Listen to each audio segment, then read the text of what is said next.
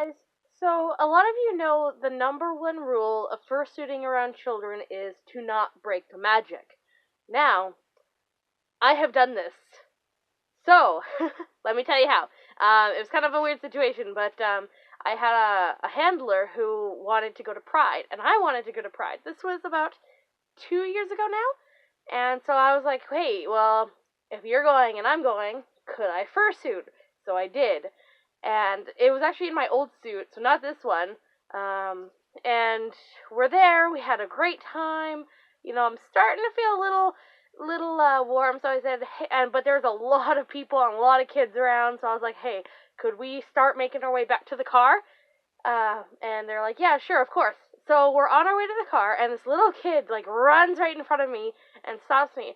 Now my vision in my old suit wasn't the best, so I kind of had my handler holding my hand.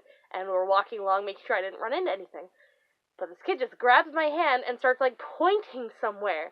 And I'm like, I look at my handler, and they look at me, and they seem so excited. And I was like, I wasn't feeling like I was going to pass out or be sick. I was just getting a little too warm, because it was in the middle of summer.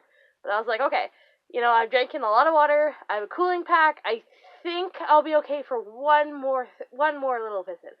So, this kid takes me along. I don't know where we're going. My handler doesn't say anything, so I'm assuming it's all okay. And after about 30 seconds of just kind of walking in a line, all of a sudden this water jet shoots up in my face and gets into the head, and I'm just like, oh no! So I rip off the head, and this kid just looks at me and screams and bolts it back to his wherever he was going. I think to his parents. But, needless to say, there were some other kids who were there as well, who were just, in shock. I'm like, oh, I have destroyed these children's imaginations.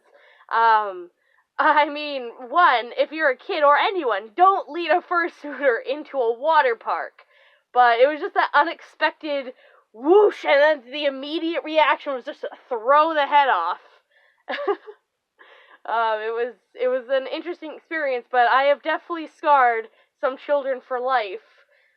So, I mean, try your best to not do what I did, but anyway, that's how I destroyed a young child's hopes and dreams and imaginations.